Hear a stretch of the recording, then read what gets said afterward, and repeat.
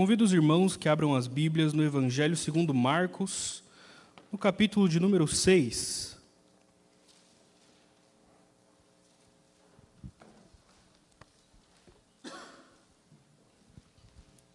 Evangelho segundo Marcos, capítulo de número 6.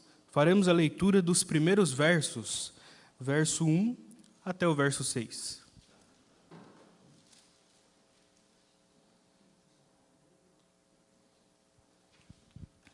Assim nos diz a palavra do Senhor em Marcos, capítulo 6, a partir do versículo 1. Tendo saído dali, Jesus foi para a sua terra, e os seus discípulos o acompanharam. Chegando o sábado, começou a ensinar na sinagoga, e muitos, ouvindo, se maravilhavam, dizendo: De onde lhe vem tudo isso? Que sabedoria é esta que lhe foi dada? E como se fazem tais maravilhas por suas mãos? Não é este o carpinteiro, filho de Maria, irmão de Tiago, José, Judas e Simão? As suas irmãs não vivem aqui entre nós? E escandalizavam-se por causa dele. Jesus, porém, lhes disse: Nenhum profeta é desprezado, a não ser na sua terra, entre os seus parentes e na sua casa. Não pôde fazer ali nenhum milagre, a não ser curar uns poucos doentes, impondo-lhes as mãos. E admirava-se da incredulidade deles. Meus irmãos, quem aqui não se acostumou com algo que você acha que não deveria ter se acostumado? Algum de nós aqui já teve a experiência de passar por uma experiência, um acontecimento ou algo que era maravilhoso na primeira vez ou nas primeiras vezes que acontecia e depois se tornou algo rotineiro? Mas a pergunta é, por que acontece sempre? Ou porque nós conhecemos essa coisa ou esse acontecimento deixa de ser maravilhoso? Alguns exemplos que nós podemos tomar aqui. A revelação de Deus na natureza. Alguns de nós aqui, a primeira vez que vimos o mar, ou as praias, ou a vista de uma montanha, nós nos maravilhamos. Aquilo era maravilhoso, aquilo era brilhante aos nossos olhos, mas se você passa pela frente da praia todo dia, se torna apenas mais uma coisa. Alguns de nós aqui, quando fomos em algum ponto turístico da nossa cidade, achamos lindo, mas se você passa todo dia, às vezes aquilo se torna só mais uma passagem, e nós nem olhamos, nem notamos a beleza naquilo. Não só na natureza, mas até nos nossos relacionamentos. Quem aqui não teve um relacionamento ou uma amizade onde todas as vezes que vocês se encontravam era maravilhoso e você podia sentir a irmandade, podia sentir a comunhão, mas o tempo foi passando e parece que a amizade foi se esfriando? Não é porque aquela pessoa deixou de ser interessante, porque ela é menos legal, mas porque vocês foram se acostumando. E isso se torna, de certa maneira, trágico. Isso, muitas vezes, vai nos levar àquele acontecimento de lembrar de um amigo desses e pensar, olha, eu vou mandar mensagem para ele hoje, só que você não mandou. E aí, na semana que vem, você lembra, não, eu preciso mandar mensagem para falar com o meu amigo. E você esqueceu mais uma vez. E aquela grande amizade, que era uma coisa impressionante, era algo que maravilhava, que trazia alegria e comunhão, se tornou uma coisa comum, que às vezes nem é valorizada. E isso acontece muitas vezes na nossa vida. A nossa contemplação, coisas que eram maravilhosas, coisas que eram espantosas, vão se tornando comuns. Mas a questão é que a nossa proximidade, a nossa familiaridade com essas coisas, não tira a maravilha delas. Não é algo que muda nessas coisas, mas é algo que muda em nós.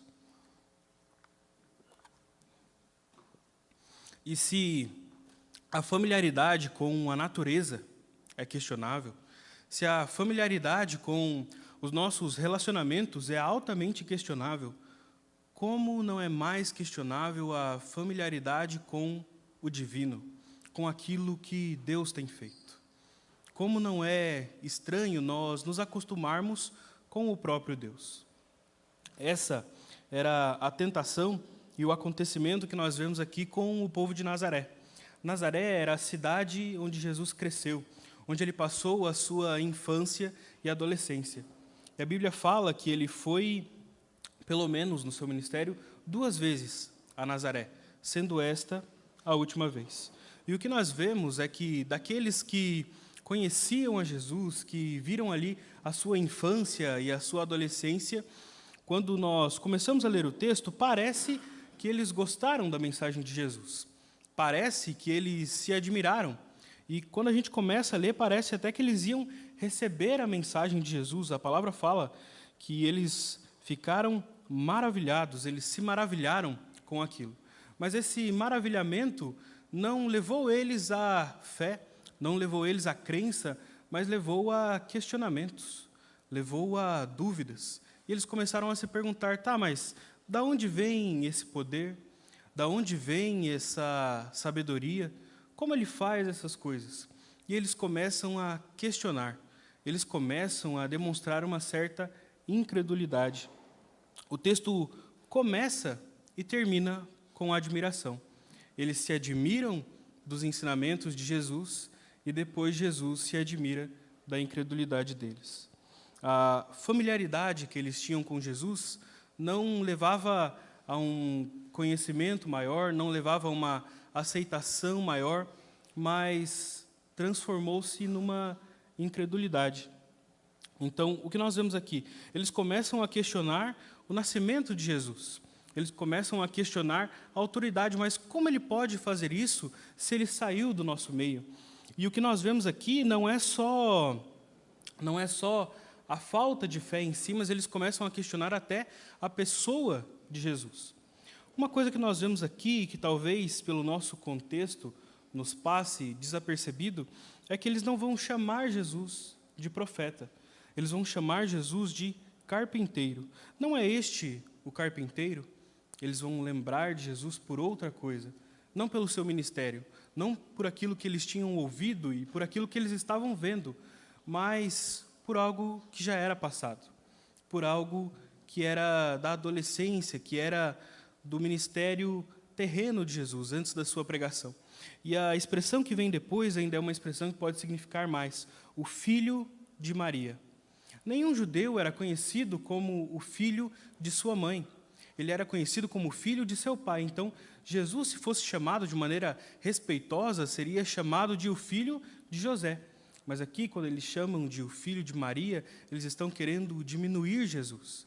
Não lembrando da descendência dele, não falando de como ele realmente era prometido, ou como ele realmente era filho de Davi, mas, não, é aquele, o filho de Maria. Então, o que nós vemos aqui é não um aumento da fé pela familiaridade, mas uma diminuição da fé. E isso não faz sentido, meus irmãos. Nós podemos imaginar aqui que eles conheciam a Jesus. E o que a história vai mostrar, o que alguns historiadores vão dizer, é que neste período de Jesus, a vila de Nazaré tinha entre 500 a 300 habitantes. Era uma vila muito pequena. Então, provavelmente, todos ali conheciam Jesus. E ele conhecia a todos. E eles provavelmente tinham motivos para saber que o ministério de Jesus era verdadeiro, que o ministério de Jesus era maravilhoso. Imaginem como seria conhecer uma criança sem pecado. Eu acredito que eles deveriam saber, que eles deveriam conhecer e ter certeza disso. Eu acredito que aqui, na nossa igreja, se nós tivéssemos uma criança sem nenhum pecado, talvez nós saberíamos quem é ela. Ou imagine um adolescente sem pecado, o adolescente perfeito. As pessoas de Nazaré viram esse adolescente, estiveram junto com ele, viram o seu ministério, viram o Senhor crescendo em graça e em conhecimento, e mesmo assim eles não se aproximaram dele. Mas a familiaridade, o conhecimento com Jesus, o saber que aquele Jesus era o filho de Maria, era o carpinteiro, afastou eles do Evangelho. Então, essa é uma tentação que vem da familiaridade, do conhecimento por um grande tempo. E ainda que nós achemos essa familiaridade muito distante, como nós não podemos nos familiarizar com Jesus que é o nosso Senhor, que é o nosso Salvador, mas será que não? Será que essa familiaridade também não nos tenta? Eu vou dizer que sim, meus irmãos. Vou dizer que essa familiaridade com Jesus, que essa familiaridade com o Evangelho pode nos tentar e pode nos levar também, de certa maneira, a uma incredulidade, a um comodismo. Em que sentido? Ou de que maneira? Imagine aqui os textos bíblicos, imagine aqui todo o conhecimento bíblico.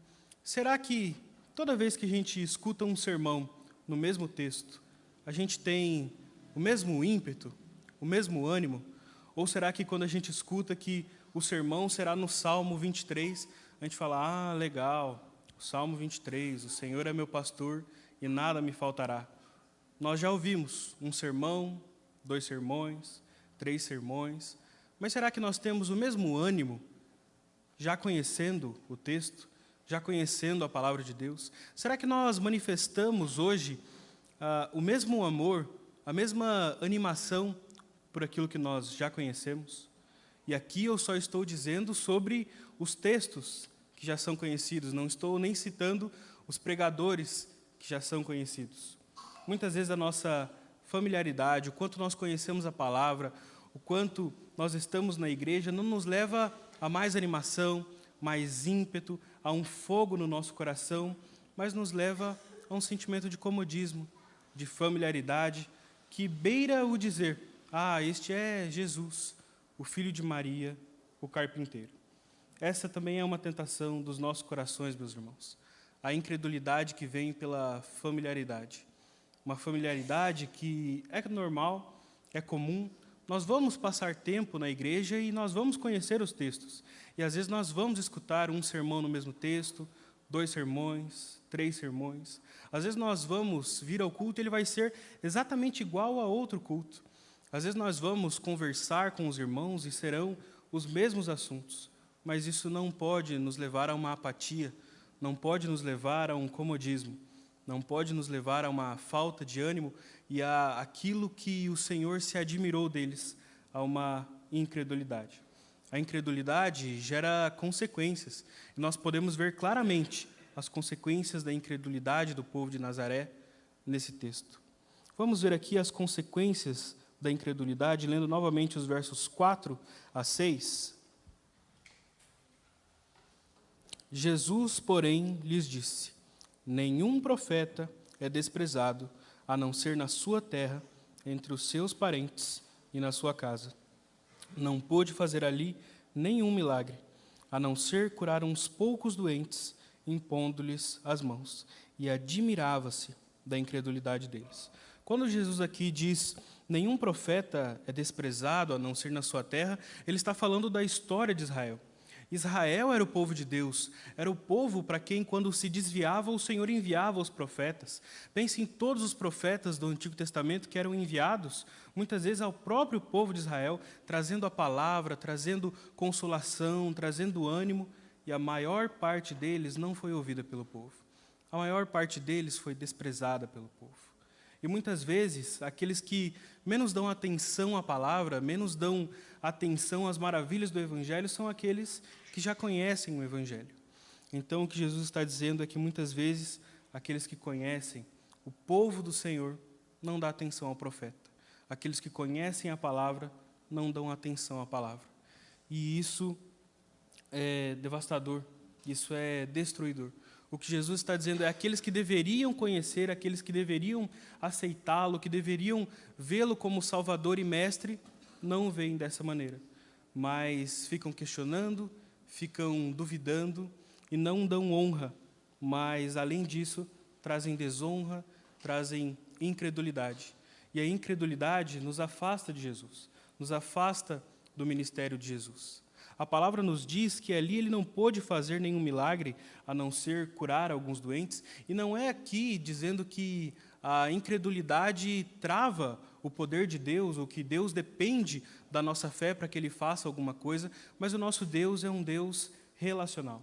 Ele pede a fé dos seus filhos, e Ele quer que nós creiamos nele.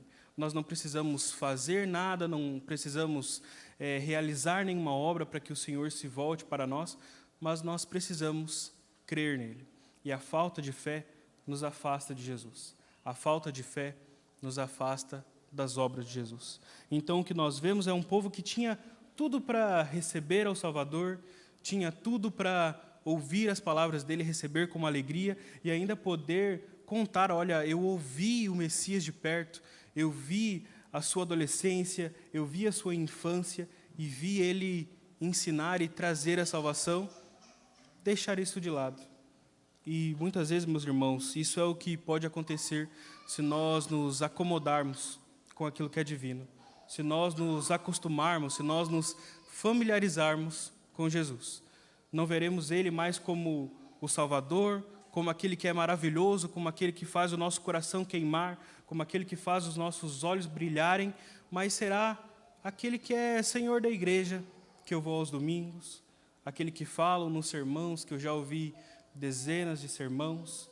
A nossa tentação é que nós nos acomodemos, meus irmãos. Mas a palavra diz que a acomodação, a familiaridade, gera incredulidade. Nós não podemos olhar para Jesus, o nosso Senhor, e achar que é só mais uma coisa, só mais um acontecimento, só mais um sermão, só mais uma palavra, só mais um domingo. Nós precisamos nos impressionar com o Senhor. Nós precisamos admirar o Senhor. E mais do que isso, porque o povo de Nazaré admirava, até se impressionou com aquilo que o Senhor falava, com aquilo que ele ministrava, mas isso não levou à crença. Meus irmãos, que tudo aquilo que Jesus fizer, que a sua palavra, o seu ensinamento, que a ministração da bênção às nossas vidas, que a comunhão na igreja, que cada sermão, ainda que nos textos que nós já conhecemos, que cada sermão, ainda que nos textos que nós já tenhamos ouvido 10 vezes, 15 vezes, nos leve a nos impressionarmos com o Senhor, que nos leve a nos maravilharmos com o Senhor Jesus Cristo, que nós não sejamos levados pela familiaridade ou pela apatia. Amém, meus irmãos. Oremos mais uma vez. Senhor, nosso Deus, nosso Pai, agradecemos por tudo que tens feito, ó Senhor, e pedimos que ministre ao nosso coração. Não deixe que nós nos acostumemos com Jesus, que Ele não seja apenas mais um em nossas vidas, ó Senhor, mas que nós o vejamos como o nosso Senhor, como o nosso Salvador, que nós nos maravilhemos dia a dia com tudo aquilo que o Senhor tem feito. É o que nós pedimos e agradecemos em nome de Jesus.